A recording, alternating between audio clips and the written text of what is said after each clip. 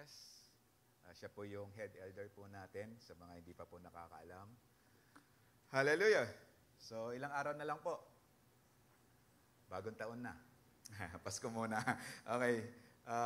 Kayo po ba excited sa ating simbang gabi? Amen. Gabi po talaga siya, no? Hindi po siya madaling araw. So, gabi po tayo. So, 5 araw po siya. So, kung paano po natin sinelebrate ang ating church anniversary, ganun din po tayo. Nawa, this coming Christmas, no, meron po tayong paghahanda. Kung yung mabong iba, sinimulan ng 16, tayo po sisimulan pa lang natin bukas. Pero hindi po ibig sabihin kulang ang pagpapala ng Panginoon. Okay, kompleto po yan, nagse-celebrate po tayo. Kaya ang tema po natin for December ay Celebrate Jesus and Celebrate Christmas. Okay? Kung wala po ang Panginoon sa buhay po natin, paano po siya welcome sa ating tahanan? Ang Pasko, ang nagse-celebrate po dyan si Jesus. Siya po yung celebrant. At hindi po tayo. Kaya nga po bumibili tayo ng mga bagong damit para po meron po tayong damit na bago na gagamitin pagpunta sa birthday ng ating Panginoon. Ngayon po, kung meron lang kayong bagong damit, para lang po pan-display yan, so nawawala po yung purpose talaga na pagse-celebrate ng Pasko. Hallelujah! Tapos ganito po, nakakita na po kayo na nag-birthday. Ang ganda, ang garbo ng pagkain, garbo ng celebration, pero wala naman yung celebrant. Absent. Hindi nakarating. On the way pa lang. Okay? So, nakakalungkot po, no? Marami pong mga tahanan nagse-celebrate ng Pasko, pero wala naman po si Jesus. The reason why we celebrate joyfully every time po, lalong-lalo na yung kainan ng Noche Buena, ay dahil po si Kristo, ang ating Panginoon, kumilos na po sa buhay natin at sa buong tahanan natin. Okay? Kaya nga po, yung first Sunday po natin ng December, ang tema po natin, ang topic po natin dito ay Celebrating Christmas with the Spirit of Forgiveness. So, hindi lang po tayo Pasko, no? Dahil malapit na Pasko, nagpapatawaran. Kasi nga po, naalala natin yung aguinaldo. Okay? Hindi po yan. Nagpapatawad po tayo. Likas po sa lahat ng tao na kumilala sa ating Panginoon yung mapagpatawad. Kung tayo po'y pinatawad ng Panginoon sa sobrang dami nating mga kasalanan, sino po tayo para hindi magpatawad? God knows our heart. Amen? Tapos po, yung next Sunday po, yung last Sunday, pinag-usapan po natin as we celebrate Christmas with the spirit of joy. So tayo po ay may kagalakan at masaya dahil po tinapos na ng Panginoon. Ibig sabihin, yung pong Paskong pinag-celebrate natin, kaya natin siya sineselebrate kasi nga po kinikilala natin na dumating po, isinilang ang ating Panginoon dito sa lupa. For about 33 years siyang namuhay dito sa lupa para ihayag ang salita ng ating Diyos. No, Diyos na nagkatawang tao. Kaya nga po nagse-celebrate tayo ng Pasko. Hindi yan yung actual na kapanganakan o yung date na kapanganakan ng ating Panginoon. No, lahat po ng mga Kristiyano nagkasundo na gawin po yung December 25 as celebration upang alalahanin po natin na dumating nga ang Panginoon, isinilang po siya as a child, as a baby. Hindi po siya dumating na malaki na kaagad.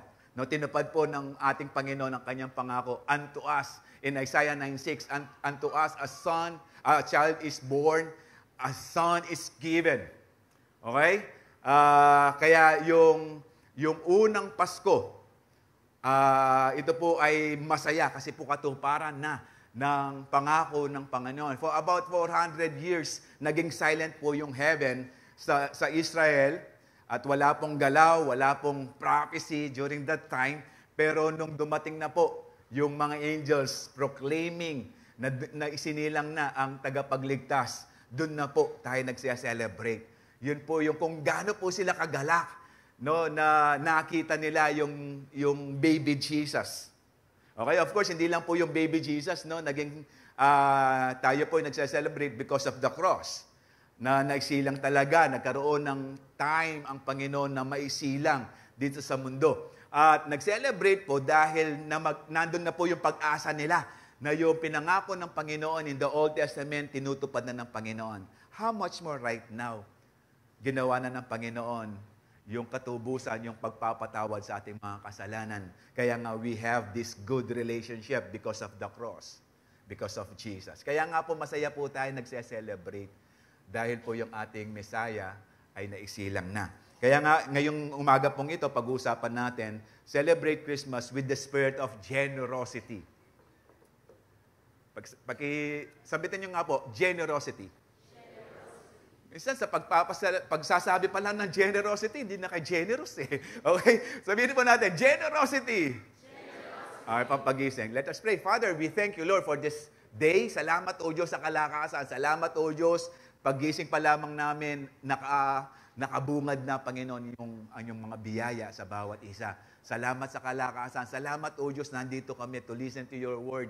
At dalangin ko, Panginoon, na hindi lamang kami makarinig, kundi, Lord, magawa po namin, magkaroon po ng dahilan. This time, Lord, as we celebrate Christmas, may dahilan na po, Panginoon. Tangan na po namin at ramdam na po namin at naintindihan na po namin yung mga bagay na ginawa mo para sa amin. Kaya, Lord, dalangin ko, na lahat po ng aming pakikinggan at matututunan ay magawa po namin, makasunod po kami sa inyo.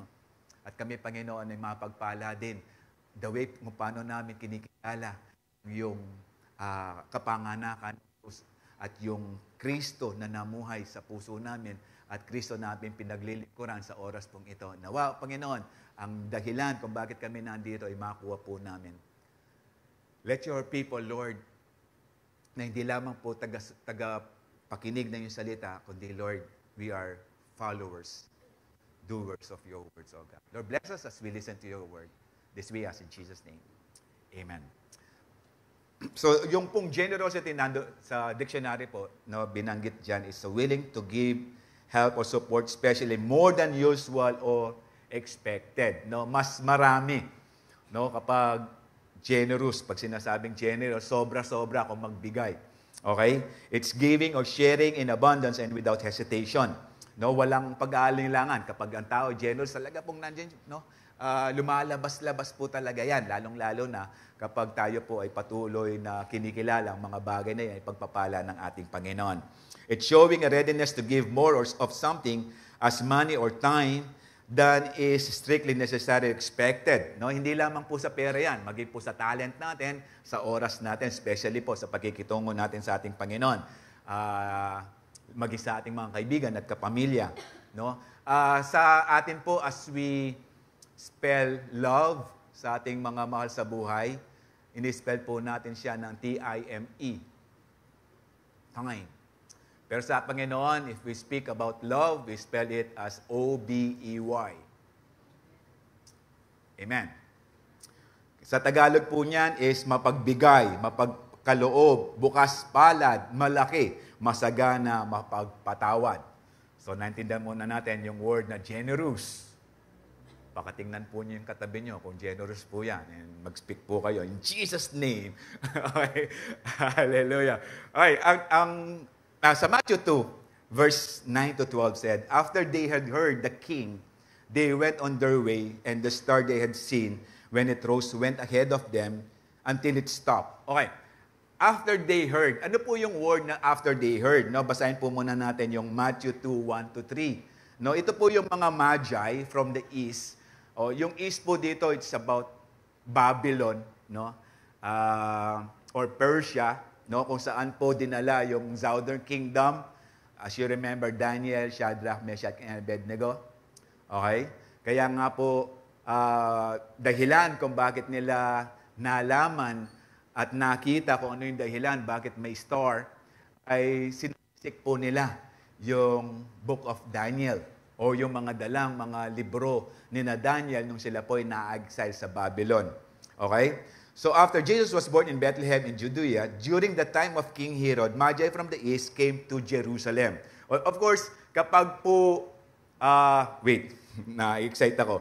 In verse 2, and asked, where is the one who is born King of the Jews? Okay. Kaya po sila sa Jerusalem nagpunta kasi alam nila yung isinilang yung star. Kasi sabi po ng verse 2, we saw his star when it rose and have come to worship him. So meron po siyang sariling star. At nung sinaliksik nila to, born king. Kaya nga po sila nagpunta sa Jerusalem dahil ang Jerusalem ang capital po ng Judah. Okay? So ikaw kung pupunta ka sa isang hari, of course pupunta ka sa pinakasentro. Tapos palasyo. So nagpunta sila kay King Herod. Kaso nga lang po, mali ang kanilang pinagkatanungan, no? And tinanong po nila, where is the one who is born? Born. Ang kausap po nila, king. Okay? Tapos ang tinatanong nila, no, where is the one who has been born king of the Jews? Pinanganak itong hari. Okay, hindi pa magiging hari, pinanganak na siyang hari. So si King Herod actually medyo gahaman, no? Medyo swapang sa kapangyarihan. Nung narinig niya to, nagulantang. When King Herod heard this, he was disturbed, and all Jerusalem with him. Okay? So, ibig sabihin nito, hindi lamang po 3 tao ang nagpunta. Marami po sila. Kaya nga po, yung buong Jerusalem, nagulantang, na-disturb dahil po nakita po nila yung caravan o yung delegado o yung grupong ito na pumapasok sa Jerusalem. Kaya nga po napansin sila. Kasi kung tatatlo po yan, parang hindi mapapansin. Nakakita na po kayo ng parada, tatatlo lang ang tao. Okay? Parang hindi mo, pagsilip mo pa lang, ay wala na. Okay? Okay? So parang wala. Okay. So tuloy po natin. So on hearing, no? Okay, in verse 9. Sa verse 9 po tayo. And the star it rose, went ahead of them until it stopped over the place where the child was. Okay, nakita nila ito in the east, no? It's about 1,000 miles, no? Nalayo mula sa Babylon. Okay, medyo malayo-layo po to. Kasi kung babasahin po natin si Ezra, nung bumalik po siya from Babylon, bumalik sa Jerusalem or sa Jerusalem, para i-build po yung temple ng Panginoon, it took him 4 months na biyahe. Okay, si Ezra. Kung babasahin po natin yung book of Ezra. So yung biyahe po ng mga to, mga 4 months at least. Okay, depende yan. Kung siguro medyo mabagal yung camel, okay, tinatamad, medyo babagal po sila. Marami po sila kasi nga po during those times, uso na po yung holdapan sa mga lugar na lalong-lalo na kukunti yung mga tao. Okay? And take note, may dala-dala pong kayamanan itong mga taong ito. Kaya nga po marami sila. Okay? Mayayaman po itong mga taong ito. So, nakita ulit nila yung star. And until it stopped over the place where the child was. No, nakita po nila, I'm sure hindi po ito, okay, di ko po alam kung ano po yung gamit nilang instrument na during that time. Pero kaming mga nagbabarko po, meron kami tinatawag na pangsukat ng star para makuha ang position namin. Ang tawag po namin doon, yung old school ay sextant. Okay? Ang tawag doon, panungkit ng mga star. Okay? Yung mga stars po natin kasi, mga permanent yan. So pagdating po ng twilight, doon nagagamit yung mga sextant. Pag twilight in the morning and twilight in the afternoon. No, yung nagtatakip silim. Okay? Natuto po akong gumamit niyan kasi po, nandun na rin po ako. Nakikita ko po yung mga navigators namin na ginagawa yan. Although nung sumakay po ako ng barko, high-tech na, GPS na po. Hindi na namin kailangan pa yung sextant. Pero kung sakali mang masira yung computer, yung mga navigator namin ay mahusay sa pagkuha ng mga position using sextant. Hindi ko po alam kung ano yung gamit nila. Pero I'm sure nung nakita po nila mula sa malayo, kung gaano kalaki yung star, ganun din po posible. Kaya nga po na-distinguish nila yung star. Okay? Tapos ito, sarili lang po ng Panginoon yung star na to. At moving siya kasi ang star hindi po yung gumagalaw. No, wala pong dancing star. Okay? Pero itong star na to, pinakita nung lumalis po sila, no? Kasi hindi po sila ginay. Dito po yung nung pinag-aaralan po to, kung narinig nila merong king, born king of the Jews, Di po ba interesado na sila? Siguro during those times, wala pang marites. Kaya walang sumunod. Pero kung alam mo na special yung ipinanganak during that time, no, sinabi ng tinanong ni King Herod kung anong araw yon, kung anong taon, okay? Posible, ikaw na mismo, no, pupunta. Pero hinayaan lang sila. No, sabi ni King Herod, kasi tinanong po ni King Herod sa mga Pharisee and teachers of the law, or chief priests and teachers of the law, saan ba pinanganak yung pinangakong Mesaya? Kasi pinag-uusapan na po, Mesaya eh. Sabi nila, sa Bethlehem. Okay? So bumalik po si King Herod, sinabi niya sa Bethlehem. Hanapin nyo. Kapag nakita nyo, sabihin nyo sa akin. Tingnan mo, inutusan pa, no? Pero kung kayo, special yung tao, hindi ba kayo mismo ang pupunta? Minsan nga, aksidente lang eh. Nandun sa kanto, takbo din kayo, no? Para marites. No? Pero dito, wala. Mga teachers of the law, mga chief priest, no? Mga pari ito, pero walang pakialam. Pero itong mga Gentiles ito, yung mga Magi's na to, yung caravan na to, mga Gentiles. Okay? Hindi mga Hudyo, pero yung King of the Jews, born King of the Jews, para sa mga Hudyo, hindi po, of course, nangyari yan, naging part na rin po tayo because of the cross. Pero parang hindi sila interesado, no. Pero ang Panginoon interesado sa kanila. Take note. Yung first night, ang kinuusap ng angel, mga shepherd. That very same night, kinausap din ng Panginoon yung mayayaman at mga kilalang tao, which are the Magi's. Okay? Kaya po ang Panginoon, concerned po talaga siya in all humanities, no? Hindi lang po sa mga shepherd, maging sa mga mayayaman at mga kilalang tao. Hallelujah. Alam niyo po ba, although sesegue lang po ako, no? Nung babalik na sa Jerusalem si Lord para ipako sa krus, para po yung sacrifice matupad na. Ang in-encounter po ng Panginoon, the last person na in-encounter ng Panginoon, si Zacchaeus. At mayaman po si Zacchaeus. At yung pinakamahirap na encounter ng Panginoon, si Bartimaeus, the blind man. Maging doon sa malapit na siyang ipako, no? Kinakatagpo ng Panginoon yung mahirap maging mayaman. Hallelujah. Hallelujah. So nakita po nila, kaya nga po natuwa po sila. In verse 10, and when they saw the star, they were overjoyed. Okay? Kasi po, sabi ng Jeremiah 29:13, if we seek the Lord with all our heart, we will find Him. So itong mga tao to talagang, hindi lang sila nag-research, no? Take note. Na-excite ako, mamaya. Okay.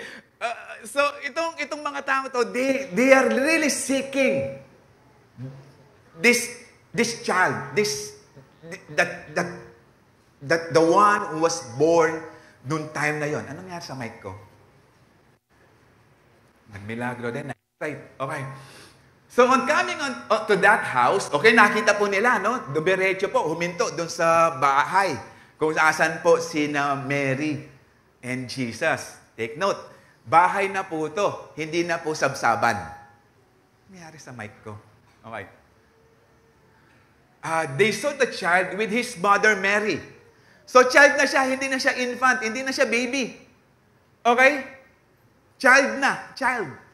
So mali po yung drawing na sa mga cards, sa mga pictures, na nandun yung baby Jesus, nandun si Mary and Joseph, nandun yung mga shepherds, tapos nandun yung tatlong itlog. Yung tatlong tao na sinasabing tatlong hari, hindi po sila tatlong hari. No, na-distinguish lang po silang tatlo because of the three gifts. Pero hindi po sila tatlo lang. Okay? So mali po yun. So the very first night, wala po yung mga magi. Wala yung mga wise men. Okay? So nung dumating po sila, medyo siguro naglalakad na si Jesus. Okay? Kasi ang pinapatay ni King Herod, 2 years old and under. Base dun kung paano sinabi ng mga magi kung kailan nila nakita yung star. Okay? So nais talagang, dahil di bumalik po yung mga Magi kay King Herod para mag-report kung asan po yung born king of the Jew, ang ginawa po ni King Herod, 2 years old and under, pinapatay lahat ng batang lalaki o anak na lalaki, ang edad 2 years old pababa. So they bow down and worship him, and they opened their treasures presented with gifts of gold, frankincense, and myrrh. Okay? Tingnan niyo po, yung present lang si Mary, asa si Joseph? Eh, siyempre nagtatrabaho eh. Okay? Okay, baka sabihin niyo, asa si Joseph? Okay, ba't si Mary lang? Okay. Eh, si Mary, during those times, yung mga babae sa bahay lang talaga. Okay. But nung nag-bow down sila doon sa kanilang, sa anak ni Mary, bakit hindi sinaway? Ba't hindi pinigilan? Hindi pinagalitan ni Mary. Oy, huwag kayong bow down dyan. Okay? Kasi nga po, alam ng mga Magi's na to, the wise men. Kaya nga po wise sila because they thoroughly search the scripture. No, sabi, basahin nga po natin, Isaiah 9:6.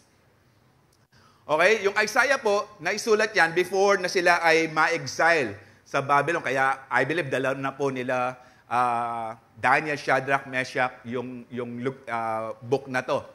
Okay? For to us a child is born, to us a son is given, and government will be his shoulder, and he will be called Wonderful Counselor, Mighty God, Everlasting Father, Prince of Peace. Mighty God. Kaya nga, nung they bowed down before the child, hindi po sila pinigilan ni Mary. Okay? And in verse 12, they have been warned in a dream not to go back to Herod. They returned to their country by another route. So dahil po siguro nagkamali ang Waze, nag-Google Map na lang sila. Okay? So hindi na po sila, actually hindi pa ako gumagamit ng Waze. Ang gamit ko po ay Google Map. Hindi ko po siya pinopromote, pero nakaka-Google po talaga ang map na to, no? Nakaka-excite po. Okay? Eh, wala pa naman ganon, pero may ginawa po ang Panginoon. Alam niyo po, if we are seeking the truth, not just the truth will set you free, the truth will also protect you. Hallelujah. No, kaya nga, iningatan sila ng Panginoon. Kaya nga, yung generosity pag-uusapan natin dito, makukuha po natin ang pag-aaral na to sa mga Magi's. Okay? So, we should celebrate Christmas with the spirit of generosity because generosity is a common trait among believers. Pag sinabing trait, katangian. Okay? Common po yan sa mga anak ng Diyos, sa mga kumilala sa ating Panginoon. In Acts 2, verse 44 to 45 said, and all the believers, sabihin niyo po, all the believers. Sabihin niyo po, kasama ako dyan. Hallelujah. Met together in one place, shared everything they had. Okay? Walang pumersa. Voluntary po nilang ginawa. Kasi po nakita po nila na marami po silang mga kasamang medyo hindi na bumalik sa lugar nila. Kasi po during those times in Acts 2, ito po yung after ng Pentecost, yung nabaptize ng Holy Spirit ang mga 120 disciples ng ating Panginoon. At tapos si Peter nagsalita. Akala nila yung 120 mga lasing. Tapos nagsalita si Peter. Tapos there were 3,000 were added to their numbers. So marami doon. Dahil yung sineselebrate po nila yung Pentecost, ito rin po yung pagbabalik ng kanilang first fruit. So marami pong hindi taga Jerusalem ang nandoon at nung narinig nila ang katotohanan na naisilang na at namatay yung Mesaya na magliligtas sa buhay ng isang tao, hindi na po sila bumalik sa lugar nila. So dahil di na po sila bumalik, wala po silang trabaho doon. So dahil nakita ng mga Hudyo na kailangan silang turuan, pakainin, kundi mamamatay po sila, sa mga Hudyo, katangian po nila yan. Kapag po merong mga strangers na bumisita po sa lugar nila, pinapakain po nila. Okay? Even si Abraham, no, nung may bisita po siya, pinakain ni Abraham. Katangian po ng mga Hudyo. At katangian din po natin, di po ba? Na kapag may mga strangheros na kumakatok sa bahay natin, pinapalayas natin sila. Hallelujah. Okay? Binibigyan natin sila. Okay? Pinapakain natin sila. So, voluntary ginawa po nila to dahil hindi po naging problema ang mga pera nila. Kasi posible yung pera po nila o yung kayamanan po nila, kinonsider nilang magaan. Kasi po kapag ang kayamanan po natin kinonsider nating mabigat, ay hindi po natin mailalabas. Mabigat eh. Pero kapag yung kayamanan po natin kinonsider nating magaan dahil meron tayong Diyos na pinaglilingkuran, dahil magaan, madali nating mailabas. Di po ba? No? Meron pong isang Kristiyano, hindi ko po alam kung dito, no? Di po ba, nag-offering tayo papunta dito. Yung mag-o-offer, matalino. Hinawakan niya na kagad yung 20. Tapos isinuot sa bulsa niya. Nandun yung 500. Pero dahil hawak niya yung 20, so secured na yung 500 niya. Hawak na niya eh. Naglalakad. Meron po siya nakakilala sa kanya. Kapatid, nandito ka pala sa Calvary. Nakipagkamay. Gamit ko kanan eh. So binitawan yung 20. At nakipagkamay. Malapit na sa opening basket. Nagmadali ngayon. Pag hugot niya, alam niya 20. Pag bagsak niya, 500 po. Okay. Hindi po yung kalugihan. Whenever we offer to the Lord, lalong-lalo na dahil sa pagmamahal natin sa ating Panginoon. Di po ba kapag mahal mo, mahal yung bagay na niregalo mo? Hallelujah! Hindi yan basta-basta. Ba't ganyan tingin niyo sa akin? Hallelujah! No, pinaghahandaan natin kapag mahal natin, di po ba? No, tinatanong pa natin, nanong buri mo ngayon Pasko? Pag nagsabi siya ng medyo mahal, siguro after 5 years, bibigay ko yan. Okay, ini-schedule na. Pero at least nandun yung buso, nandun yung desire na maibigay. Kaya tinanong di po ba? Hallelujah. At kapag tayo nagbigay sa ating Panginoon, no, just like these people, they sold their property and possession and shared the money with those in need. Alam niyo po, they shared the money with those people who are in need. Pero wala pong nasabi dyan, yung nagbigay, naging in need po sila. Hallelujah. Kasi po, principle ng Panginoon, as we give, we will receive more. No, basahin po natin. In Acts 4, after so many months, no? In Acts 4, all the believers were united in heart and mind. So, naging pamilya po sila. Okay? Yung mga believers na to. And actually, the word of God, kung babasahin niyo po, hindi lang po 3,000, and every day, dumadagdag po sila. Okay? Possibly, yung Acts 4, mga 8,000 na po sila. Okay? All the believers were united in heart and mind, and they felt that what they own was not their own. Okay? Kasi nga, pamilya po sila. Di po ba sa pamilya, kung ano yung pag-aari ng magulang, pag-aari mo rin? Hallelujah! Ibig sabihin, hindi yan pang-personal lang, pang-isang tao, para sa lahat. Okay. So, hindi po nila kinonsider yon. So, they shared everything they had.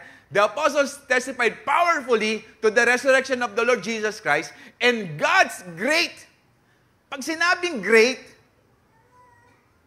mega. Sabihin mo, mega. Okay. Pag sinabing great, apaw. Okay. Great. Ano yung great? Blessings was upon them all. Okay?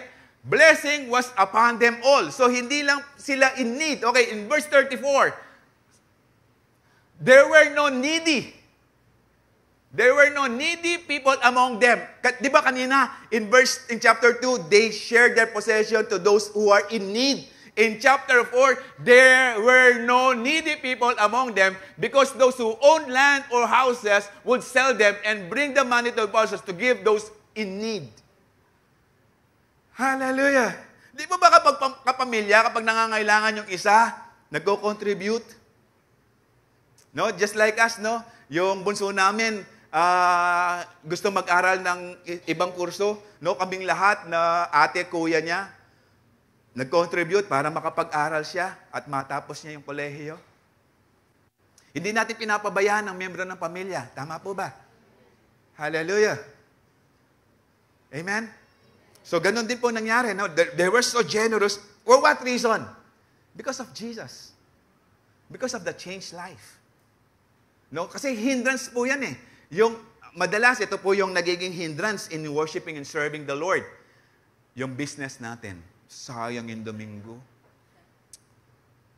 Alam niyo po, marami nang nag-testify. Sinasara na yung business nilang Sunday. Pagdating ng Monday, double po ang kinikita nila. Hallelujah. Hallelujah. But pag po talaga ito yung pinag-uusapan, generosity, konti yung nag-i-amen eh. Yung iba gusto nang umuwi. Hallelujah. Tuloy natin. Okay? So, asan tayo? Balikan po natin yung mga Magi's, no? This wise men, kaya nga po naging silang wise because they are generous. Okay. Ano po yung binigay nila? Gold, frankincense, and myrrh. Treasure po to, hindi po kakapuringgit. Ang pinag-uusapan po dito, hari. Kapag kakapuringgit lang po ang ino-offer mong ginto sa hari, is a disrespect sa hari. Kaya nga po meron silang sisidlan. Hallelujah. Dahil ang kinoconsider po nila, born king of the Jews. Okay? So, kaya po sila naging wise. Alam nila kung saan sila mag-i-invest. No? Tama po ba? Tayo nag-i-invest para kumita. Dito na lang kausap ko. Di ba, no? Okay? Kaya nga po nag-i-invest tayo. Sino po dito yung nag-invest gusto malugi? Pagiging wise yung pong kapag tayo po yung nag-invest, kikita po tayo. At sila po yung nag-invest sa ating Panginoon. And I believe, pinagpala po sila ng Panginoon. Imagine 4 months of trouble. Iningatan sila ng Panginoon. Yung provision pa, yung pagkain nila, marami po sila. During those times, at that time, wala pang 7-Eleven. J&E pa lang. Okay, wala pang 7-Eleven noon, wala pang McDonald's, wala pang Jollibee, at lalo na, wala pang BK. Okay? At wala pa refrigerator noon. Talagang fresh yung kinakain nila. So, magkano yung dala nilang pera? For about 4 months na biyahe. Hallelujah. No? Basahin din po natin ito. Meron din pong binigay na ilustrasyon ng ating Panginoon and how to determine kung talaga po tayo ligtas. No? In Matthew 19, Jesus said, if you want to be perfect, if you want to be saved, no, to inherit the kingdom of heaven, ito po yung tanong ng batang mayaman sell your possessions and give to the poor, and you will have treasure in heaven, then come follow me. When the young man heard this, sabi niya, ibibenta ko raw. Okay, mga pag-aari ko, tapos bibigay ko sa mga may hirap na hindi ko kaano-ano. Okay? Pero you will have treasures in heaven. Ito yung pangako ng ating Panginoon. Panginoon ang kausap nung rich young man na to. Then come and follow me, sabi ng Panginoon. When the young man heard this, he went sad because he had great wealth. Hallelujah. Sabi ko nga, madalas ang kayamanan nagiging hindrance. No? Nung wala pang malaking bahay, sabay-sabay silang umaattend sa church. Nung nakabili ng malaking bahay, ang daming mga gamit at mga bagong gamit, nagpapaiwan si nanay. Bakit? Baka daw nakawin Okay, hindi na pamilyang nag-church. Okay, minsan, pag may bagong sasakyan, ayaw ko sa Calvary, walang parking. Sino may sabi? May parking na tayo ngayon. Pero dati, walang parking sa Calvary, baka makarnap. O sige, sabi niya, attend na kayo, pero dito na ako sa sasakyan. Bago Hallelujah. Alam niyo po ba kapag ang isang bagay na bago, pinagsimba mo, tumitibay? Di ba yun kasabihan natin nung bata tayo? Kaya nga, kahit tsinelas, Bantex. Pinag-church ko nun. Bantex. Islander na yata uso ngayon. Okay? Okay? In verse 23, Jesus said to his disciples, truly, okay? Kasi malungkot, nakakita mga disciples, sino ngayon maliligtas? No? Sabi kasi ng rich young ruler, bata pa lang siya, tinutupad na niya yung 10 Commandments. Okay? Pero parang hindi eh. Kasi sa una pa lang, thou shalt not have other God before me. Nag-fail na siya. So it's easier, sabi ng Panginoon, it's easier for a camel to go through the eye of a needle, than for someone who is rich to enter the kingdom of God. So mas madali pa raw, no? Ibig sabihin, itong needle na to talagang needle, no? Alam niyo yung needle? Karayom. Mas saguli pa kanu keng camel na lungubya kitang busbus karayom. Sino po yung nag-enjoy na magpasok ng sinulid sa sa karayom? No? Lalo na ngayon medyo pasmado ka na. Tapos malabo pa mata. No? Tapos ginawa pang contest sa Christmas party. Okay? Okay. And when the disciples heard this, they were greatly astonished and asked, who then can be saved?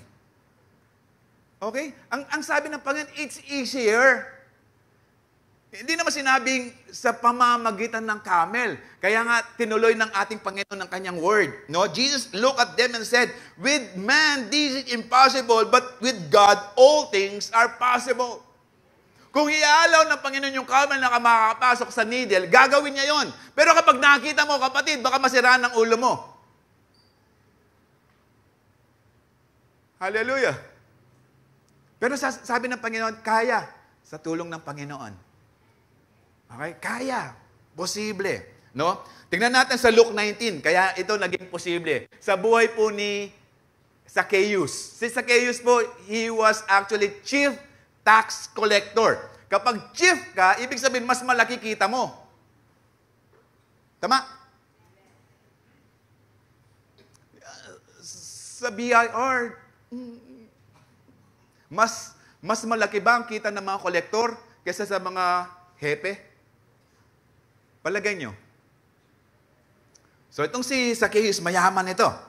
Pero nung in-encounter ng Panginoon, okay, nung nakita niya, kasi gusto niya makita si Lord maliit na tao lang si Zacchaeus. Mga 6-footer kung nakatungtong sa pader. Mga hindi mas mababa sa regular height ng mga Israelites. Okay? So, nakita gusto niya makita. Kaso nga lang, mag-isa siya.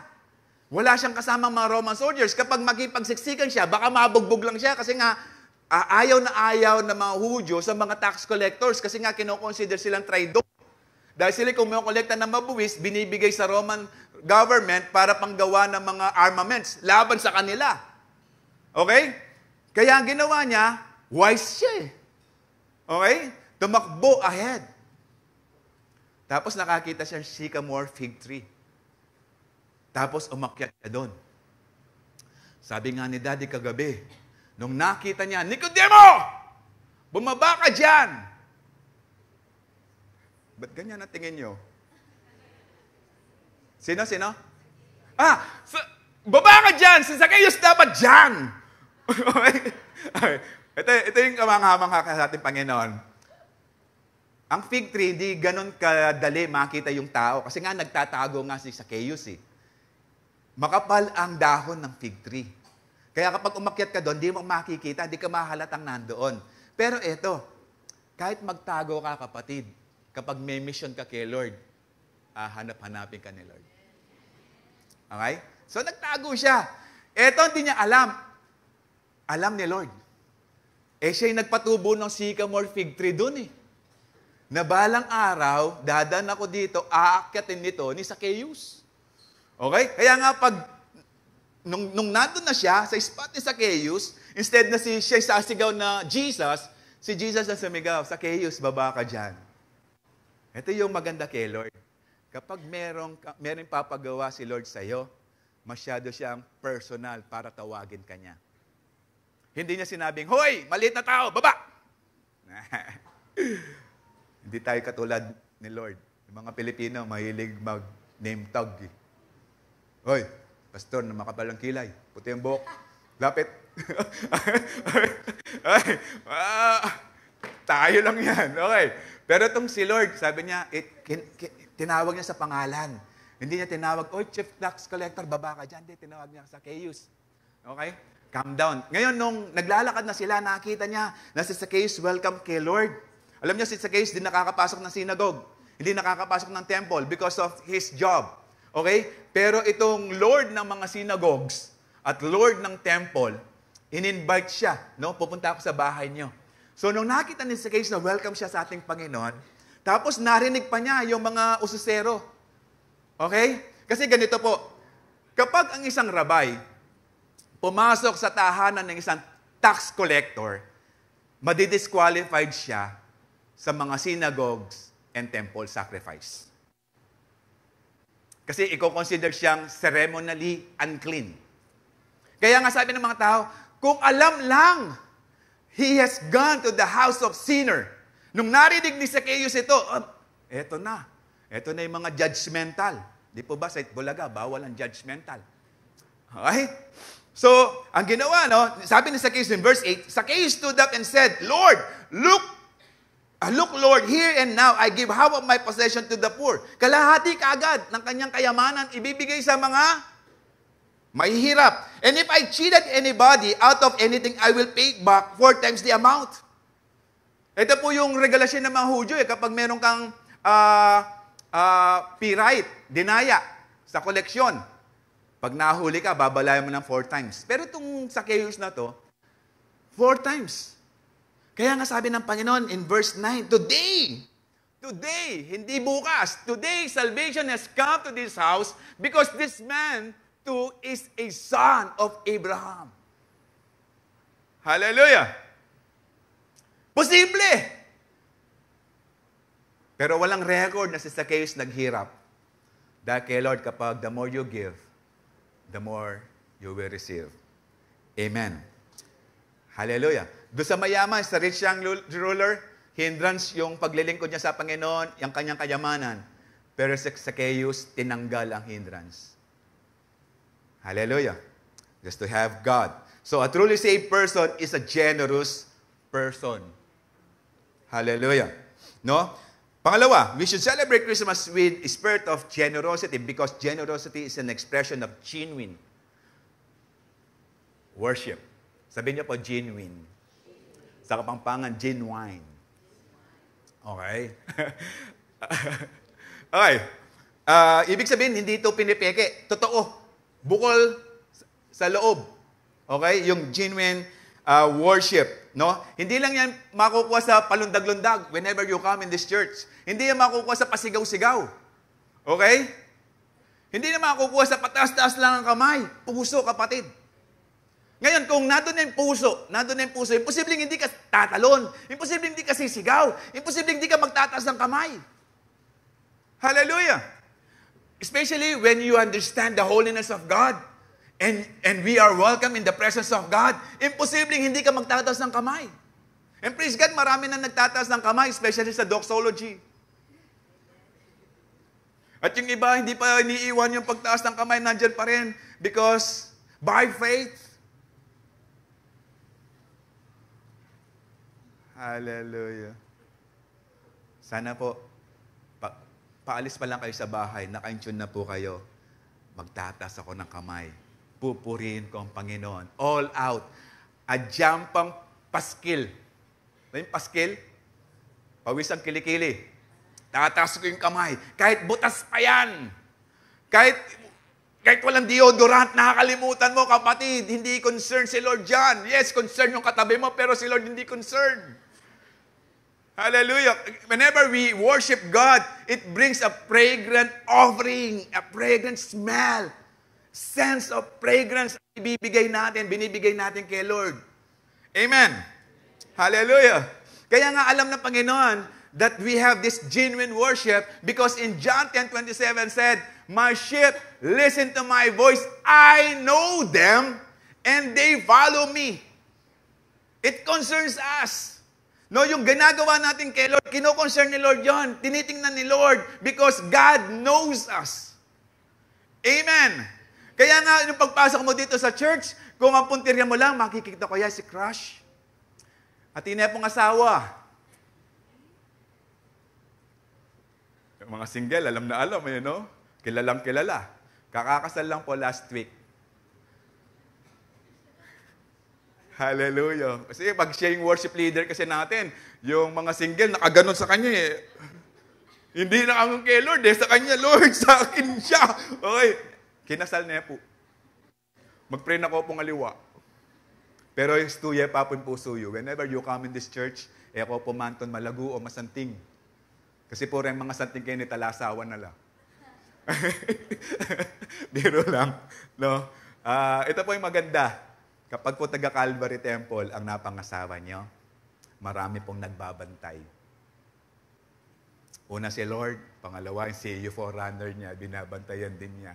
Kaya nga, pag may problema kayo sa asawa nyo, isumbong nyo siya sa kanyang forerunner. Praise God, wala akong forerunner. Kakalungkot kung wala ka pang CU. Hallelujah. Now, Matthew 2:11 said, on coming to the house, tingnan niyo po kung paano po ka-genuine yung kanilang worship, they saw the child. No, child na siya. And his mother, Mary, they bowed down and worshiped him, and they opened their treasure. They are willing to give up their treasure. Na iniingat-ingatan nila ang papunta. It's for about 4 months. No, at least 4 months. Depende. Di ko alam kung gaano kalayo yan kasi wala pang eroplano during that time. Okay? Mga gamit lang nila, camel. Camel pong ginagamit kasi po mas tumatagal yung mga camel sa pagtawid sa desert, hindi po kabayo. Okay? They opened their treasures, no? Treasures. And presented him with gifts of gold. Pag gold po, yan po talaga binibigay sa mga hari.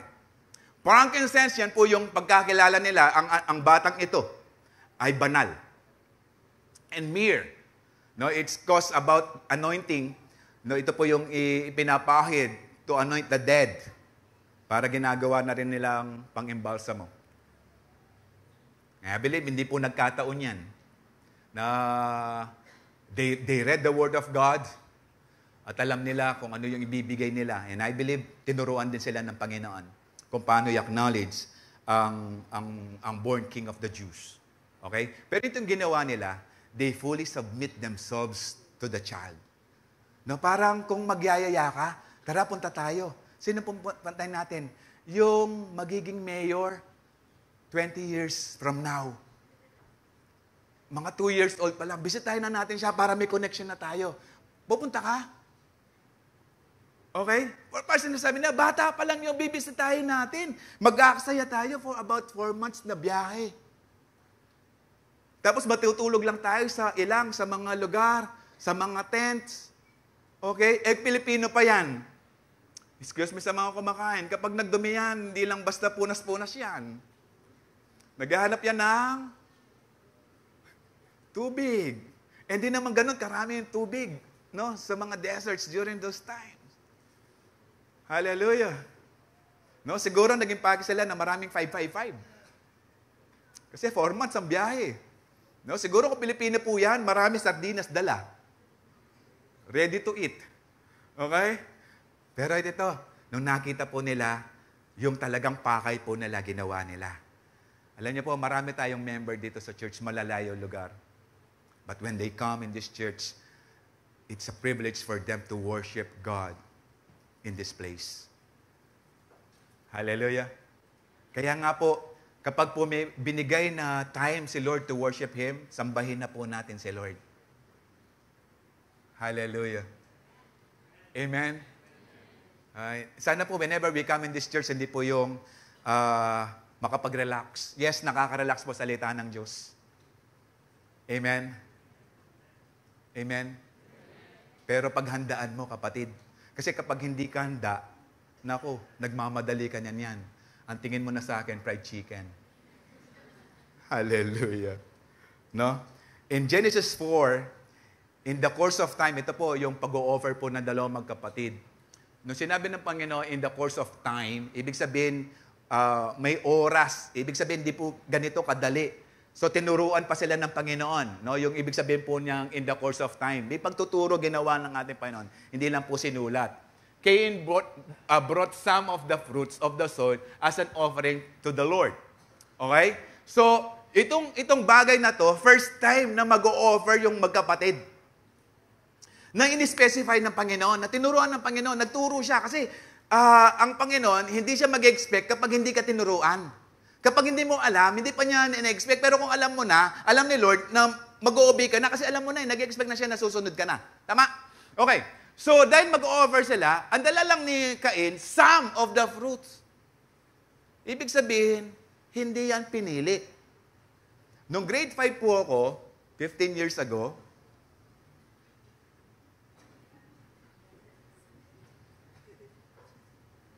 ngayon lang tumawa. May gardening po sa Lourdes noon. May gardening. Tapos, pechay po yung, kasi dati nag-lettuce, gano'n. Tapos yung pechay, dahil pinagigian ko, no? Nagkukuha ng maraming dumi ng kalabaw at kabayo, tapos binubudbud dyan, no? Yung pechay ko, unang-unang sa plat po, yung pinakauna, yung pechay ko, yung ano yung tawag niya? Pinakatangkay niya, ganyan kalapad. Okay? Ang tanim po namin, native pechay. Hindi pechay bagyo. Okay? Pero ganyan kalapad. So, iniingat-ingatan ko siya. Although, buhay po lahat ng kaya nga ako naging best gardening sa garden, no? Sa agriculture. Naging best ako doon. At inilaban po yung plat ko sa mga ibang school. Hindi ko alam kung nanalo ako kasi wala akong nakitang award. Hindi ko alam yung teacher ko. Tapos po, nung harvest time, tuwang-tuwa po akong i-offer ito sa nanay ko. Sabi ko, Nay, hindi ko po alam kung paano magluto, pero meron po akong tanim na mataba. Hindi po yung katabi nyo, no? Maganda. No? Iniingat-ingatan, okay? So, kapag ganon, yung pinagbigyan mo, na inalagaan mo, special. Yung pagbibigyan mo. Pero itong si Cain, para lang siyang nag-harvest. Okay na yan, dali na natin. Kasi some lang eh. Hindi yung best fruit. Okay? Hindi specified dyan na natupa lang ang i-offer. No. Mamaya, i-discuss natin yan. And Abel also brought an offering. Ito yung dala ni Abel. Fat portion of the sum from some of the firstborn of his flock. Firstborn pa, tapos yung matataba. Kaya yung matataba, generous yan. Hallelujah. Ba't kayo nakangiti? Huwag niyo matingnan yung healthy yan, healthy, pero generous po sila. Kasi po, marami yung kinakain nila, kaya generous. Okay. The Lord looked with favor on Abel and his offering. Offering yan eh. Okay, yung dadali nila, offering. So, kung yung offering mo ay something special, pinagpaguran mo, ibig sabihin, nag-sacrifice ka, nag-consume ka ng maraming oras doon sa offering mo, I believe si Lord malulugod. Kasi si Lord, nag-offer din naman eh. Ang binigay niya, best. Hallelujah. But on Cain and his offerings, he did not look with favor. So, angry, and his face was downcast. Okay? Nagalit pa siya. Instead na mag-confess, instead na mag-repent, nagalit pa si Cain. Hallelujah. Okay? So, ang sabi ng Panginoon, in verse 6, then the Lord said to Cain, why are you angry? Okay? Why is your face downcast? Ba't malungkot ka? Sabi ng Panginoon, if you do what is right, you will not be will you not be accepted? No, kasi ang gusto ng Panginoon, if we give with all our heart cheerfully. Lalo yung best. Okay? But if you do not do what is right, sin is crouching at your door. It desires to have you, but you must rule over it. Yes, nandyan. Kapag hindi mo na-overcome yan, tutubo yung kasalanan. Kaya nga pinatay niya si Abel eh. Yung kanyang kapatid, nang dahil lang dyan. Hallelujah. Pero wala sinabi. Kasi sabi ng Panginoon, if you do what is right. Okay? Ibig sabihin, yung offering, tinatanggap naman ng Panginoon, yung mga offering na hindi lang livestock. Eh. Maging yung offering ng harvest. Kaya nga meron tayong first fruit. Yun ay gawa ng mga Hudyo din. Meron silang first fruit. At ginagawa yung first fruit nila, first fruit offering nila kapag Pentecost. 50 days after the Passover. Okay? So, ito kinalulugdan ng Panginoon. Pero kailangan gawin lang natin ng tama dahil nagsumunod. Kailangan tayo sumunod sa panuntunan ng Panginoon. So, God deserves the best offering that we can bring. Amen? Amen? Tingnan niyo po si David in 2 Samuel. Nung tumigil po yung angel na pumapatay, kasi po nagpa-survey si David dyan, at yung pag-survey sa mga military, yung strong or yung strength ng military ni David, ano yan, kabastusan yan sa harapan ng Panginoon. So, at pinarusahan ng Diyos ang Israel dahil sa kasalanan ni David, nagpa-survey kung ilan yung mga tao niya. So, nung winawsiwas na ng angel yung kanyang espada at namamatay po yung mga Israelites, nung naawa ang Panginoon, sabi niya, tama na, huminto po siya doon sa threshing floor ni Arona. Okay. At dumating po si David, binibili ni David yung property niyan na diyan itatayo ang Jerusalem Temple. At sabi ni Arona, kunin mo, hari na si David diyan, sa'yo na. Sagot ni King David, no, I insist on paying for it. I will not sacrifice to the Lord, my God, burnt offerings that cost me nothing. Hindi ako magpapalibre. At hindi sacrifice ang libre. Hallelujah! Kapag nilibre ka, ibig sabihin nun, hindi galing sa'yo. Yung offer mo, kailangan galing sa'yo. Sacrifice. Yung offering natin is a form of sacrifice din. Whenever we come in this church, nag-offer tayo, it's a form of sacrifice. Hallelujah. Hindi tinignan yung maliit. Sige, bayaran ko na lang yung mura. Hindi naghanap si David ng murang lupa na pagtatayo ng Jerusalem Temple. Yung pinili niya, yung threshing floor ni Arona. Okay, threshing floor. Dito binibilad yung mga, tawag nito, yung harvest nila. Dito yung linalagay yung mga harvest. Kaya nga magandang lugar yan. Amen. Hallelujah. So David brought the threshing floor and the oxen and 50 shekels of silver for them. No, yung area lang pong yun. Kung titingnan, parang konti lang yan. No? Bumalik po si David para bilhin yung lahat. Binayaran pa niya ng sobra. No? Hindi siya nagtipid. No? Mga Kristiyano, mahilig. Magkano ya? 200. Mga 50 niya mo. Kasi kita, 120 ya mo pin eh. Parang yung anak, no? Humingi ng 500 sa nanay. Ano? 500? Ang hirap atang kumita ng 100 ngayon. 50 nga lang, di mo makita sa daan eh. Ito, 20. Hallelujah. No? Mga Pilipino, madiskarte eh, no? Okay? Praise God, si David, hindi po siya Pilipino, pero tinuturuan po tayo bilang Pilipino. Hallelujah. Hallelujah. No?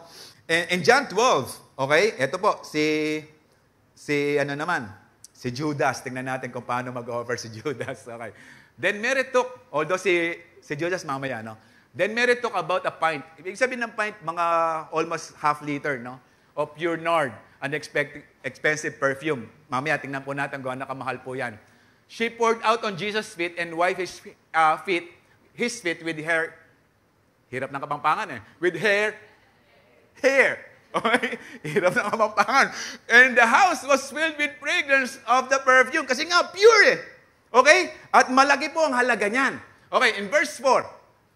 But one of the disciples, Judas Iscariot, who was later to be betrayed him, objected, why is not this perfume sold and the money given to the poor? It was worth a year's wages. No, parang nangihinayang pa si Judas, pero actually gusto lang makakulimbat ni Judas kasi po si Judas ang treasurer. Okay? Sa lahat ng mga disciples ng Panginoon, si Judas ang may pinag-aralan. Treasurer eh. Pero hindi ko sinasabing mga may pinag-aralan, mga ganong ugali. No? Hindi ko po sinasabi. Si Judas lang po yan. Ngayon, kung ugali mo, Judas, bahala ka na. Okay. So, sabi niya, hindi ba dapat pinamigay na lang sa mahihirap? No? Sabi nga ng verse 6, hindi niya sinabi to para lang because he cared for the poor. Pero sabi ng Panginoon in verse 7, leave her alone. Jesus replied, it was intended that she would save this perfume for the day of my burial. And you always have the poor among you, but you will not always have me. Tingnan niyo po yung paano ka-genuine yung worship ni Mary, no? Yung pure nard, tingnan natin yung amount. Okay? Kung magkano yan. A year's wages, kung 300 dinari po yan, no? So, 1 denarius, yung 1 day salary sa Pilipinas is 500. No? Multiply mo 26, that is 13,000 a month. In 1 year, that is 156,000. Ganon kamahal. Hudyo yan. Ang Hudyo, 30,000 o 3,000 per day. Yung minimum nila. Kung 3,000 per day, ang presyo po niyan sa atin is 936,000 pesos. Yung amount na yan, ang katumbas lang yan, paa ni Jesus. Pero tingnan niyo po, kinonsider niya, kahit paa lang ni Jesus yan, Jesus worth the genuine worship. Hindi lang yun, pinunasan niya ng buhok. Yung mga Hudyong babae, hindi po yan naglaladlad ng kanilang buhok kung hindi nila kapamilya, kung hindi kayo close. At kapag lalabas yan, nakatabing yan ng belo. Okay? Pero yung time na yon, ang ginawa niya, yung kanyang buhok, pinangpunas pa niya. That is more than humiliating kay Mary, the sister of Lazarus. Hallelujah. If we give God your best offering, there could be someone who will persecute you. Ganun talaga. Hallelujah. Pero God will commend you. And every time binabasa po natin, ang John ay mababasa po natin ang kwento po ni Mary. Hallelujah. Included po yung pangalan ni Mary. So whatever things, good things na ginagawa natin for the glory of God, I believe your name is written in kingdom of God, the kingdom of God. Hallelujah. And third, we should celebrate Christmas with spirit of generosity because generosity is the key to blessing and protection. Be blessed po tayo ng Panginoon. Protektahan pa po tayo ng Panginoon. No, balikan na po natin Matthew 2. On coming to the house, they saw the child with his mother Mary, and they bowed down and worshiped him. And they opened their treasure and presented this with gifts of gold, frankincense, and myrrh. Okay? So sabi ko nga, hindi siya sinaway ni Mary. In verse 12, having been warned in a dream not to go back to Herod, they returned to their country by another route. Okay? Hindi po sila dumaan kasi mapapahamak sila kay King Herod. Okay? Posible mapahamak sila. Pero tingnan niyo po, sabi nga ni Daddy Bishop kagabi, nung nalaman ni King Herod na dinaya siya, hindi naging committed dun sa word nila na sasabihin nila kung saan nakabahay si Jesus, si baby Jesus, o yung child Jesus, hindi po santo ninyo, no? Wala pong santo ninyo. Nung nalaman niya na nadaya siya o di sila naging tapat doon sa kanilang kasunduan, pwede namang ipahabol ni King Herod yung mga magi's. Kasi mga warrior itong ahabol. So sanay sila sa mabibilis na biyahe, sa mabilis na takbo. Okay? Pero tingnan nyo, pinotektahan ng Panginoon.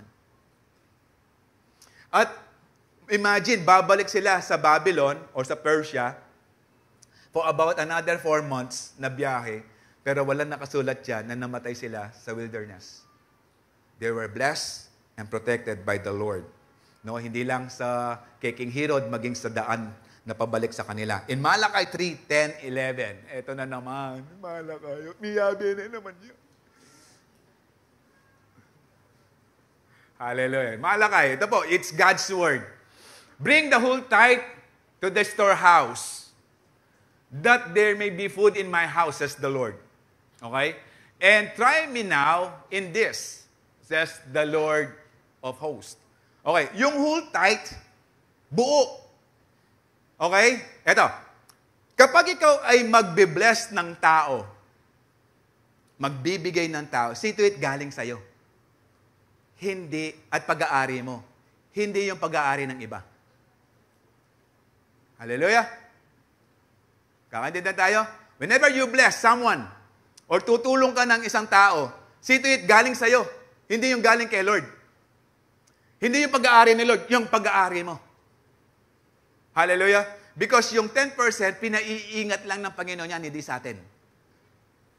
Pinagpala tayo ng Panginoon. Yung pina-invest lang ng Panginoon sa atin, yung 90. Pero yung 10% ng income natin, kay Lord yan. Huwag mong gagalawin. Okay? The word is to bring the whole tithe, all the tithes, into the whole storehouse. Okay? And sabi ng Panginoon, try me now in this. Okay? Although hindi dapat i-test si Lord, pero this time, inalaw tayong subukan natin si Lord sa pamamagitan ng pagbibigay. Ang pangako ng Panginoon, if, kapag ginawa natin, I will not open for you the windows of heaven. Alam niyo bakit windows ang ginamit ng Panginoon? Sa bahay kasi ilan lang ang pinto. Pero mas marami ang bintana. I will open the windows of heaven and pour out for you such blessing that there will not be a room enough to receive it. Aapaw. Yung pagpapala ng Panginoon. This is God's promise. Amen. Kakaintindihan po tayo. At kapag yan ay offering, binibigay po natin kay Lord. Hindi natin yan, it's not a form of to disrespect the Lord. Kasi po, sabi nga rin na pag-uusapan namin sa pastoral staff, no, marami daw po. Siguro, talagang Kristiyano ang 20. Pero hindi ko man sinasabing masama yan, no? Kung talagang yun lang po talaga, yung para kay Lord, dun sa inyong income. Pero, sabi po na magbibilang sa atin, marami daw po na nag-o-offer, 20, pero lukot na lukot. Nahihirapan po silang. Alam niyo po, hindi po nakakahiya na magbigay ng 20 kay Lord kung yun lang po talaga ang ibibigay natin kay Lord. Yun lang po talaga yung sasapat doon sa panuntunan ng Panginoon sa inyong hanap buhay. Pero please, ibigay po natin nicely. Kasi po ino-offer po natin sa ating Panginoon. Meron pa po sinabi sa amin, gumagamit po sila ng white envelope. Yun nandiyan po sa gilid. Pero pag binuksan, walang laman. Meron pong isa, white envelope. Ang laman, white envelope din sa loob, walang laman na pera. Sino pong dinadaya nyo? Yung counting, yung accountant natin, dinadaya po niyo ang ating Panginoon. Kung ano po yung deserve ni Lord, yun po yung bigay natin. It's not about money. It's about obeying God. And whenever we obey God, God will bless us more and abundantly. Hallelujah. Kaya simulan po natin sa tithes natin. Yung tithes po natin, binabalik po natin yan. Wala pa tayong ino-offer. Hallelujah. Binabalik pa lang po natin yung kay Lord. Wala pa tayong ino-offer. Wala pa tayong offering dyan. Hallelujah. Amen.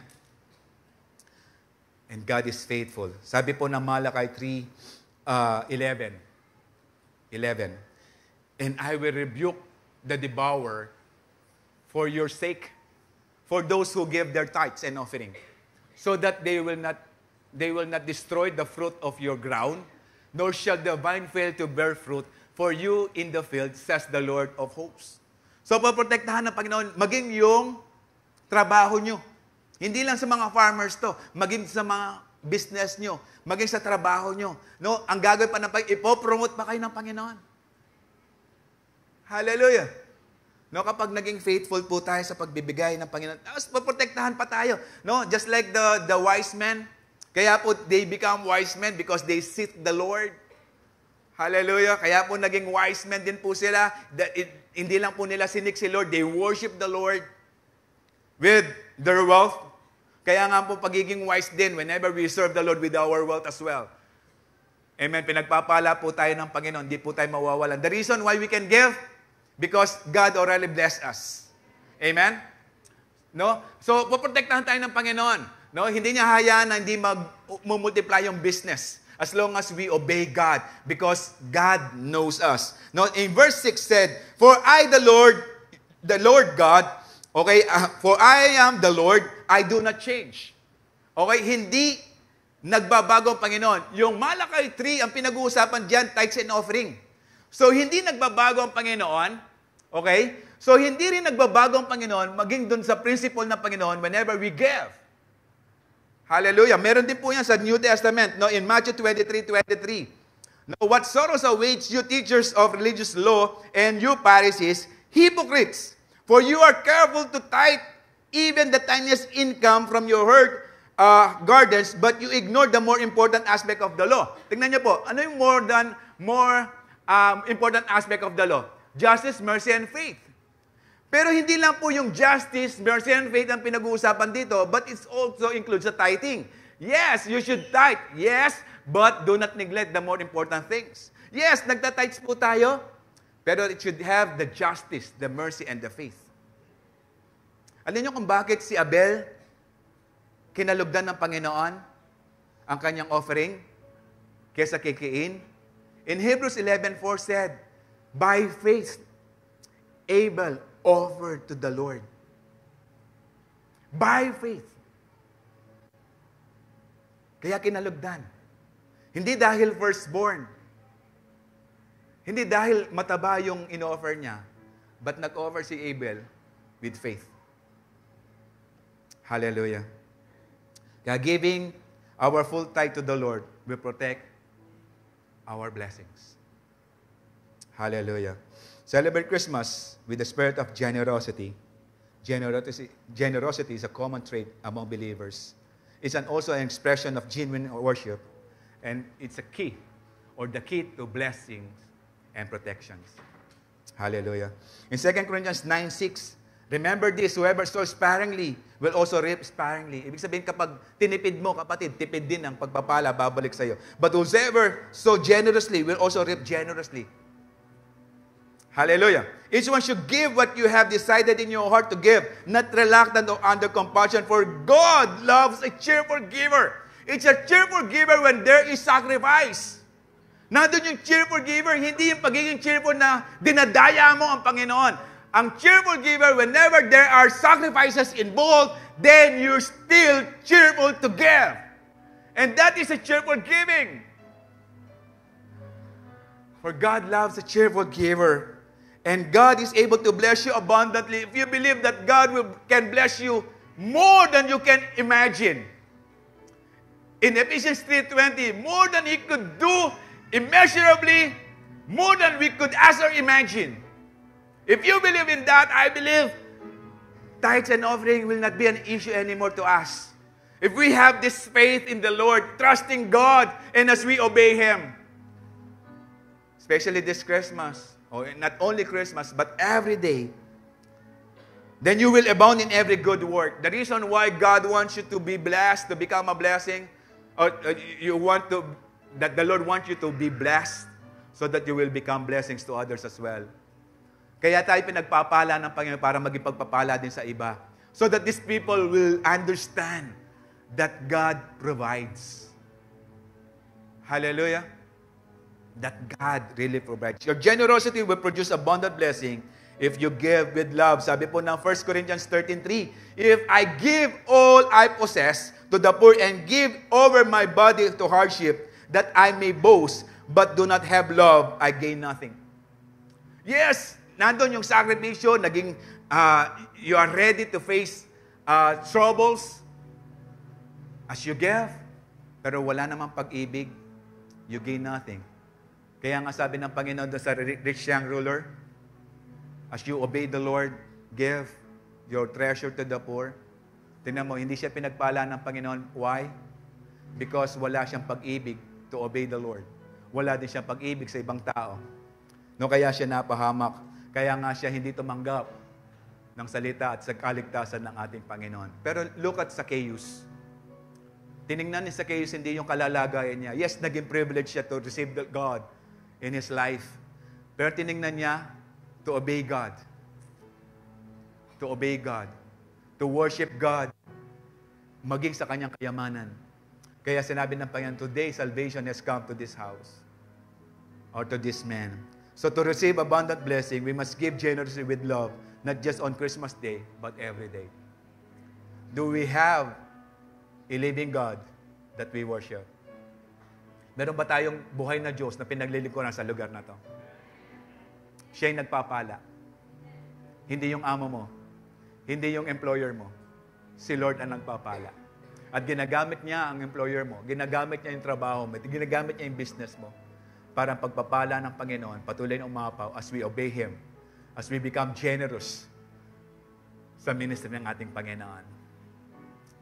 Hallelujah. Praise the Lord. Kagagaling lang po natin ng pagbibigay ng ating first fruit. Ito lang po isasabihin ko sa inyo. Mag-expect po kayo ng abundant blessing from the Lord. Hallelujah. Shall we all stand?